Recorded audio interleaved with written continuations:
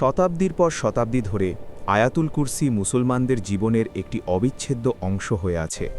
প্রতিদিন নামাজের পর ঘুমানোর আগে বিপদের সময় সন্তানের ওপর এই আয়াতটি কোটি কোটি মানুষ পাঠ করে। অনেকেই জানেন একে বলা হয় কোরআনের শ্রেষ্ঠ আয়াত, কিন্তু খুব কম মানুষই সত্যিকার অর্থে জানেন কেন এটি এত গুরুত্বপূর্ণ, এর প্রতিটি বাক্য কি বোঝায় আর এর ভেতরে লুকিয়ে থাকা গভীর সত্যগুলো কি। এটি কোনো কুসংস্কারের গল্প নয়, এটি অলৌকিক গুজবের কথাও নয়, এটি একটি আয়াতের গল্প যা আল্লাহ সম্পর্কে আমাদের ধারণাকে আমূল বদলে দেয়। একটি আয়াত যা ক্ষমতা, নিরাপত্তা, ভরসা এবং বাস্তবতার প্রকৃত অর্থ শেখায়। আয়াতুল কুরসি কুরআনের সূরা আল বাকারার ২৫৫ নম্বর আয়াত। সূরা আল বাকারা কুরআনের সবচেয়ে দীর্ঘ সূরা। প্রথম দৃষ্টিতে মনে হতে পারে এটি শুধু আল্লাহর গুণাবলীর বর্ণনা, কিন্তু বাস্তবে এটি তার চেয়েও অনেক বেশি। এটি হল সার্বভৌম কর্তৃত্বের ঘোষণা।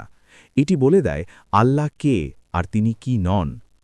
আয়াতটি শুরু হয় এমন একটি বাক্য দিয়ে যা সব কিছুর ভিত্তি স্থাপন করে। আল্লাহ, তিনি ছাড়া কোনো উপাস্য নেই।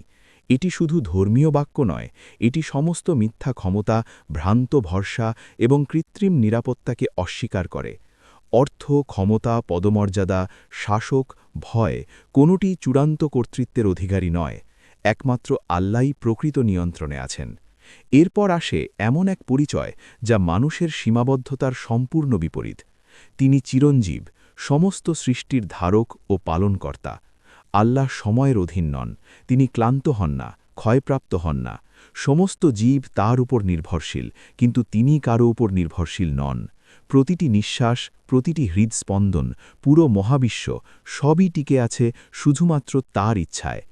এরপর আয়াতটি এমন একটি সত্য ঘোষণা করে যা মানুষের দুর্বলতাকে স্পষ্ট করে দেয়। তাকে তন্দ্রা বা নিদ্রা স্পর্শ করে না। মানুষকে বিশ্রাম নিতে হয়। সবচেয়ে শক্তিশালী মানুষও একসময় ভেঙে পড়ে, কিন্তু আল্লাহ কখনো অসচেতন হন না। দিন রাত এক মুহূর্তের জন্য সৃষ্টিজগৎ তার তত্ত্বাবধানের বাইরে যায় না। এ কারণেই বহু মুসলমান ঘুমানোর আগে আয়াতুল কুরসি পাঠ করেন। মানুষ ঘুমায়, কিন্তু আল্লাহ কখনো ঘুমান না। এরপর আসে মালিকানার ঘোষণা। আসমান ও জমিনে যা কিছু আছে সবই তার। এটি শুধু মালিকানার কথা নয়, এটি কর্তৃত্বের কথা। ফেরেশতা, মানুষ, জিন, গ্রহ নক্ষত্র, দৃশ্যমান ও অদৃশ্য সব কিছুই তার নিয়ন্ত্রণাধীন। এরপর একটা প্রশ্ন যা মানুষের ধারণাকে চূর্ণ করে দেয়। কে আছে যে তার অনুমতি ছাড়া সুপারিশ করতে পারে? প্রাচীন সভ্যতায় মানুষ ভাবত দেবতাদের প্রভাবিত করা যায়।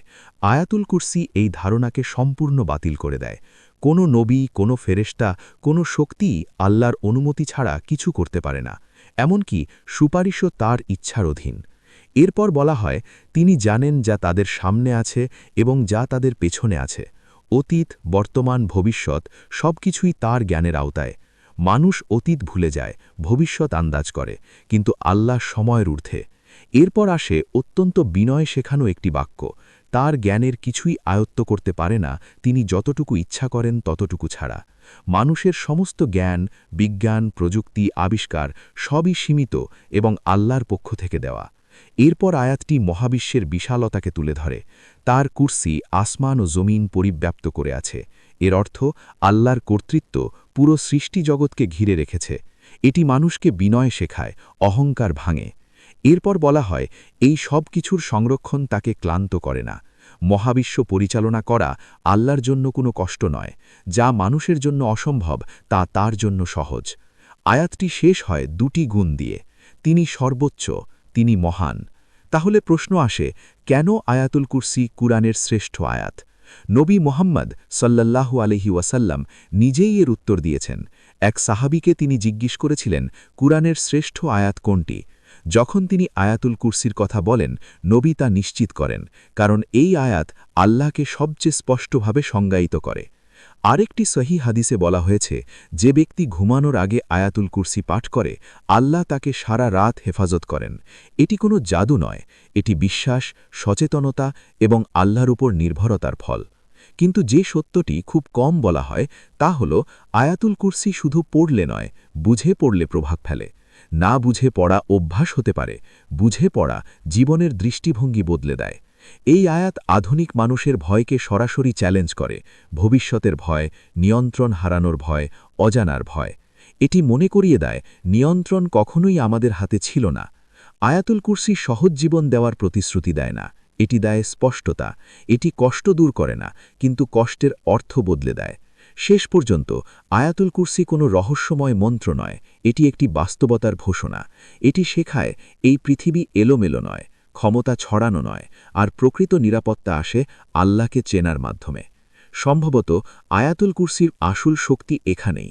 এটি পৃথিবী বদলায় না, এটি আপনাকে বদলে দেয়। আর একবার আপনি বদলে গেলে সবকিছুই আলাদা মনে হয়।